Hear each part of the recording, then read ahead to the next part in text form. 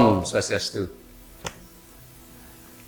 Pemirsa BB News TV dimanapun berada, berbahagia sekali hari ini kita bisa menjumpai tokoh masyarakat adat Bali. Beliau adalah Ketua Majelis Desa Adat Kabupaten Bangli. Kiprah beliau di dunia adat dan budaya Bali sudah terkenal. Hari ini kita menemui beliau di kantornya, di kantor Majelis Desa Adat Kabupaten Bangli. Beliau adalah Jero Gede Kayanya. Swastiastu, Jero. Om Swastiastu. Jero, kita bicara masalah bagaimana perkembangan desa adat di tengah pandemi saat ini. Kan pasti sudah banyak kendala yang dialami oleh desa adat dalam pengembangan mereka, baik dari sisi pembangunan maupun mungkin pelaksanaan upacara di saat pandemi. Seperti apa, Jero, bisa menjelaskan? Oke. Jadi, suksma pandemi terkait dengan adat, agama, itu memang ini adalah hal yang baru bagi kita, dan dengan pandemi ini di satu sisi kita merasakan hal-hal yang kurang baik, di sisi lain kita juga merasa mendapat manfaat. Yang kurang baik barangkali menurut kita adalah banyak kegiatan-kegiatan aktivitas kita yang harus dilakukan dengan sangat terbatas, membatasi kita. Dari sisi positifnya, ini adalah pelajaran. Fenomena alam seperti ini sesungguhnya pelajaran yang luar biasa bagi kita. Hanya virus COVID inilah yang mampu menyetop, membatasi semua aktivitas kita. Kalau dari dulu mungkin himbauan berupa surat atau himbauan yang lain-lain mungkin tidak terlalu didengar oleh Krama Bali. Dengan adanya COVID ini, mau tidak mau Krama Bali itu harus tunduk dengan COVID ini. Yang dulu Krama Bali mungkin rasa egonya, egois, mungkin rasa kegotong royongannya sudah mulai menipis gitu. Dan hal-hal yang negatif lagi.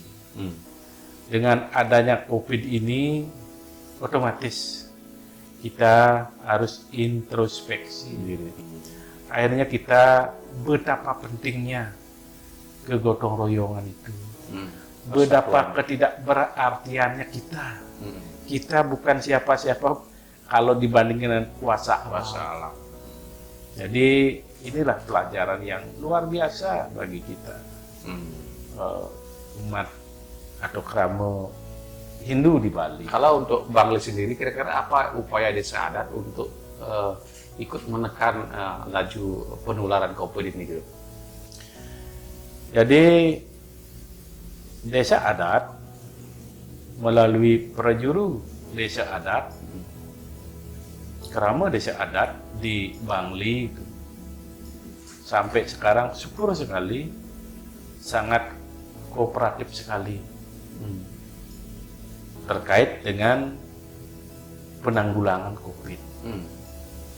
Jadi kita sering mengajak komunikasi Krama kita, Krama adat Bali, apakah komunikasi langsung atau virtual melalui maya laya istilahnya.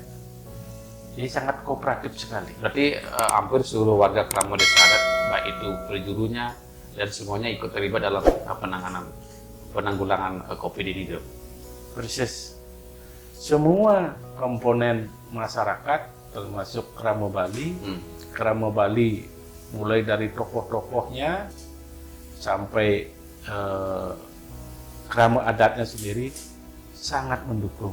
Hmm. Masalahnya kalau ada 1-2 itu kan kasuistis. Tapi kita bicarakan yang secara umum. Secara umum sangat didukung. Jadi kalau lihat kita pandemi ini, dampak yang paling besar yang dirasakan kepada Keramo ini adalah turunnya kemampuan ekonomi Keramo. Dan juga mungkin usaha-usaha desa adat yang mungkin kena dampaknya. Kira-kira bagaimana Jero melihat persoalan itu? Dan ini lagi-lagi pelajaran ini. Yang dulu kita, basic kita adalah pertanian. Lama, akhirnya pertanian ini agak terabaikan. Sekarang lah akhirnya pertanian itu mulai dilirik. Betapa tidak stabilnya, betapa berbahayanya kalau kita hanya menggantungkan diri kepada sektor pariwisata. Sehingga sekarang ada tren itu yang cukup menggembirakan juga. Krama Bali sudah mulai menghitung-hitung lagi, berkemas-kemas lagi di sektor kembali ke sektor pertanian. Dan sesungguhnya kita sudah tahu bersama bahwa basic dari budaya kita itu kan budaya agraris ya, agraris. Nah, itulah kalau pertanian dilupakan ya akar budaya kita akan hilang. Lalu terkait dengan kira-kira sejauh mana pertahanan ekonomi kita di desa adat ini menghadapi pandemi COVID ini kira-kira? Kalau untuk Bangli, untuk Bangli dibandingkan, jadi kalau kita komparasi dengan kabupaten yang lain tidak terlalu berpengaruh karena PDRB kita memang sebagian besar adalah di pertanian, sehingga tidak terlalu berpengaruh kalau dibandingkan dengan kabupaten lain yang semata-mata mengandalkan pariwisata. Lalu kira-kira pengembangan ini kan kita bicara masalah bagaimana desa adat ini bisa berdaulat secara ekonomi. Jadi kira-kira apa yang dilakukan Jero sebagai tokoh masyarakat adat Bali dan juga ketua majelis desa adat untuk ini menghidupkan usaha-usaha desa yang ada di desa adat ini? Pertama, bagi yang mulia para benese-benese ini sekarang harus lebih jeli melihat potensi yang ada di desanya. Yang dulu tidak pernah dihiraukan, diacuhkan saja, tapi sesungguhnya apa yang ada di wilayahnya sangat potensial untuk dikembangkan. Banyak sekali. Kalau kita di Bangli yang memang sebagai awal peradaban Bali, kalau menurut historisnya, tentu masalah-masalah kekunoan, masalah-masalah budaya kuno yang dulu-dulu itu adalah merupakan potensi yang sangat besar. Apakah desa adat tua dan budaya-budaya tua yang lainnya. Yang kira di sana kekuatan kita itu mari kita Krama adat, terutama di Bangli, kembali segala potensi yang ada ini yang harus kita kembangkan. Alam misalnya, kalau alam kita di Bangli ini kan namanya saja sebagai Sarining Padma Buana untuk Bali itu, hal-hal yang mistis, hal kekuatan-kekuatan mistis itu banyak di Bangli sebenarnya. Apakah itu misalnya tempat kelebutannya, apakah itu danaunya, dan yang lain-lain itu banyak sekali yang bisa kita kemas menjadi semacam komoditas di bidang pariwisata. Gitu, apakah Jero sependapat misalnya kalau orang Bali mau jadi tuan di tanahnya sendiri harus menguatkan ekonomi desa adat? Sangat sepakat. Harus kita menguatkan ekonomi desa adat. Dan yang kita lihat sekarang yang sedang dikemas oleh lembaga MDA di tingkat provinsi, kabupaten, dan kecamatan ke arah itu. Kami sangat antusias untuk menjabarkan konsep itu. LPD kita perkuat, Bukda kita bangkitkan, dan yang lain-lainnya. Kita harus berpikir terhadap kemungkinan yang paling jelek. Kalau paling jelek ini gimana kita sudah kuat Secara ekonomi. Ekonomi udah kuat. Sebagian keberhasilan hidup kita, sebagian dari cita-cita kita untuk melestarikan adat budaya, termasuk agama itu bisa kita capai. Jadi intinya ekonomi juga yang harus diperkuat dulu. Karena untuk bagaimana melestarikan budaya adat itu kan butuh biaya gitu ya. Persis. Harus ekonomi, tidak bisa kita lepas dari masalah. Lalu kalau kita lihat kemampuan desa adat yang berbeda-beda, tentu peran pemerintah penting. Nah, kira-kira sejauh mana peran pemerintah sampai saat ini? Peran pemerintah secara umum, rencana, visi misinya sudah bagus. Masalahnya sekarang kan di aplikasi. Seperti apa? Ini ya kita pahami bersama lah. Masing-masing mempunyai keterbatasan. Untuk Bangli barangkali dengan PAD yang memang kecil dibandingkan dengan yang lain-lain, memang kita akhirnya berusaha untuk memaklumi. Tapi kelihatannya dengan kepemimpinan yang baru yang sekarang ini, yang ingin mewujudkan Bangli era baru, jadi kepemimpinan yang memang strong itu, kita optimis. Kombinasi Bangli dengan provinsi dengan pusat itu yang Iya, itu juga satu garis lah. Memang semestinya itu. Kalau kita ingin cepat maju, lupakan perbedaan yang menyebabkan kita bersitegang atau kita saling metinyakan, itulah bahasa Balinya. Tapi boleh kita berbeda pendapat, tetapi tujuan kita itu harus satu itu. Bagaimana Bangli dan Kerama Adat ini menjadi kuat gitu aja.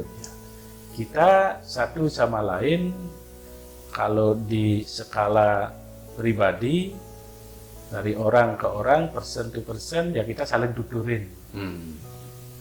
Tapi di tataran yang lebih luas, antar daerah dengan daerah, desa dengan desa, kecamatan, daerah dengan daerah, harus saling mempositifkan.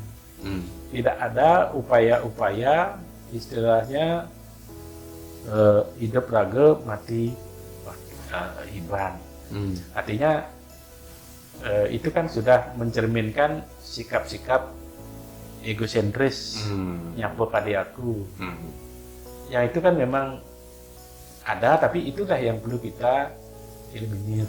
Nah, kalau kira-kira melihat potensi yang ada, peran pemerintah, nah kira-kira kendala utama pengembangan ekonomi desa adat ini di mana gitu? Kendala utamanya ini masalah mindset saja. Berarti mindset kita memang belum klop untuk maju di ekonomi, belum klop sekali. Inilah ada merupakan kerja besar kita untuk ke depan, bagaimana merubah mindset. Berarti dengan kata lain, Kerama Bali ini belum siap untuk mengambil porsi sektor ekonomi ini. Belum seperti Sepenuhnya. belum seperti yang kita harapkan. Karena ini antara lain mungkin ya, ini kan bukan berdasarkan penelitian ilmiah, ini dugaan, perkiraan kami misalnya, sesungguhnya potensi orang Bali untuk maju di bidang ekonomi tinggi. Nah, karena berdasarkan berbagai faktor lah. Ya. Tapi meskipun tidak scientific, tapi dari contoh-contoh yang ada. Ya, misalnya ketika orang Bali ada di luar Bali, Banyak keramo kita, teman-teman kita Semeton Bali yang sukses, melebihi sukses orang daerah di sana. Tapi orang yang sama ketika balik ke Bali, mereka menjadi tidak sesukses mereka di luar. Artinya faktor lingkungan juga. Lingkungannya ini, Tapi yang lebih utama tuh mindset masyarakatnya yang belum. Mindset masyarakat. Ya menurut kami begitu. Lalu bagaimana dengan faktor kepemimpinan? Ini kan kepemimpinan ini berjenjang dari pemerintah tingkat provinsi, kabupaten, sampai tingkat ke desa adat. Ini sudah memiliki mindset yang sama tentang bagaimana menguatkan ekonomi itu. Nah ini yang memang kepemimpinan di Bali, menurut kami itu pemahaman kami emang beda polanya dengan kepemimpinan orang bukan Bali.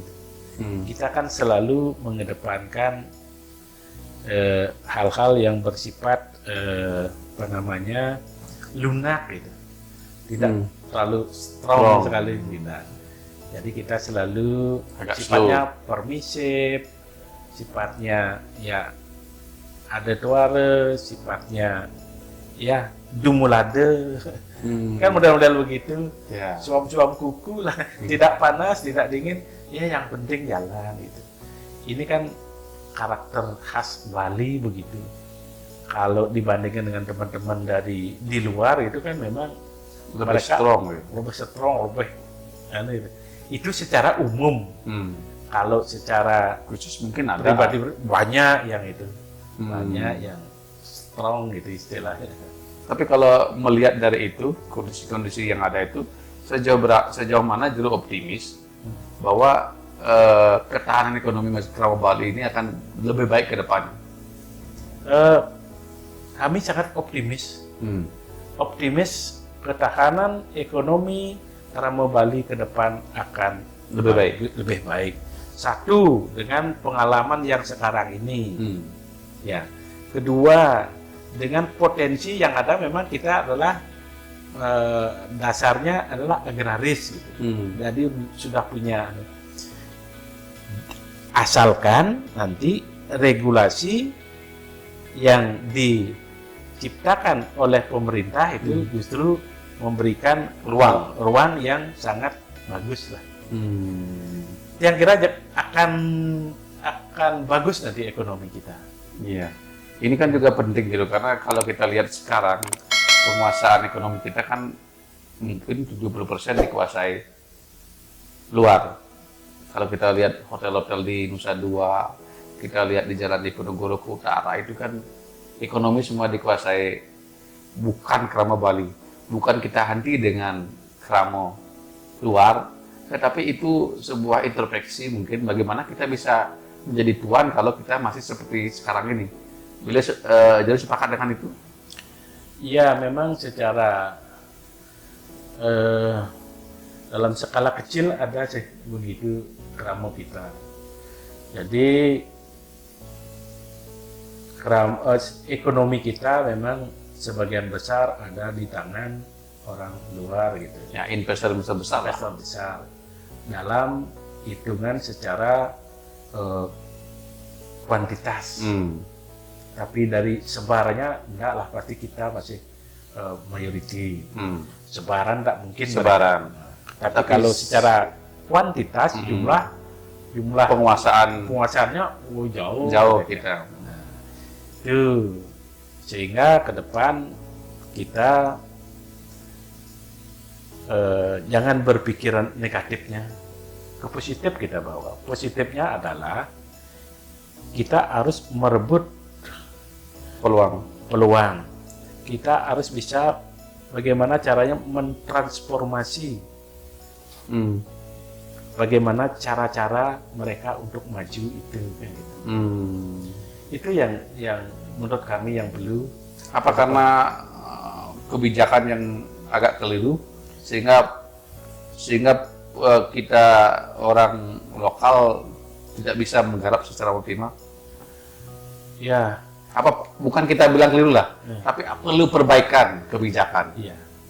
kebijakannya adalah sekarang kita tentu tidak ekstrim menyalahkan atau melarang bahkan orang dari luar.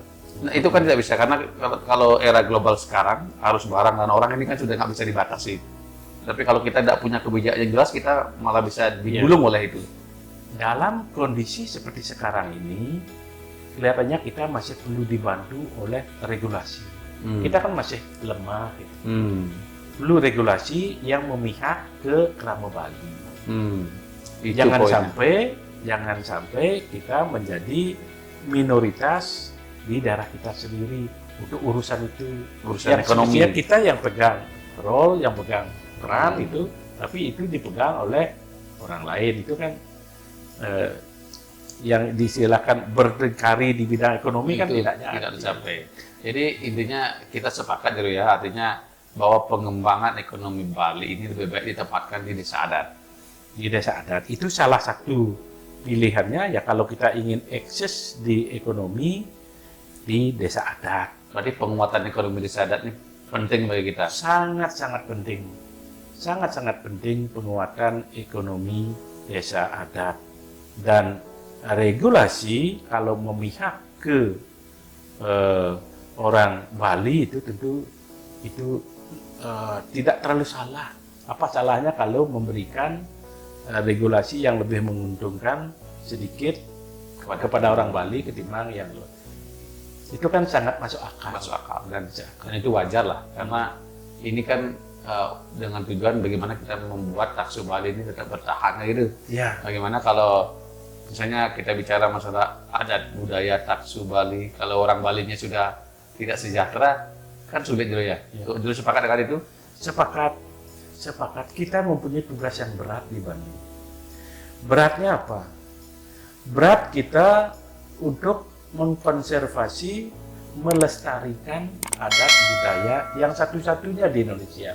Kalau ini tidak didukung dengan ekonomi yang bagus, kan lama-lama ya kita tidak akan bisa melakukan itu. Padahal itu yang kita lakukan adalah tugas bangsa ini, bukan semata-mata tugas regional Bali, apalagi Kramo Bali sendiri.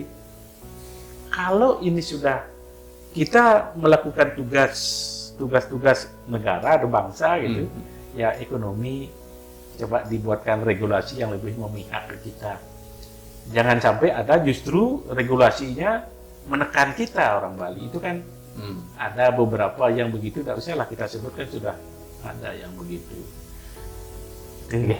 Terima kasih Jero atas waktunya. Nggih. Pemirsa BB News TV, tadi sudah Jero Kayano sudah menjelaskan dengan gamblang bahwa ekonomi Bali, khususnya ekonomi yang ada di desa adat, harus lebih diberdayakan. Pandemi ini memberi pelajaran kepada kita orang Bali, bagaimana kita meletakkan kebijakan itu untuk kepentingan Kramo Bali. Artinya kita bukan alergi dengan orang luar atau kramo luar, tapi bagaimana kita tetap menguatkan kramo kita, Kramo Bali, sehingga tujuan untuk mengajarkan adat dan budaya itu bisa tercapai. Hingga demikian perbincangan kita hari ini. Kita sini bentuk Kramo Santi. Om Santi, Santi, Santi, Om.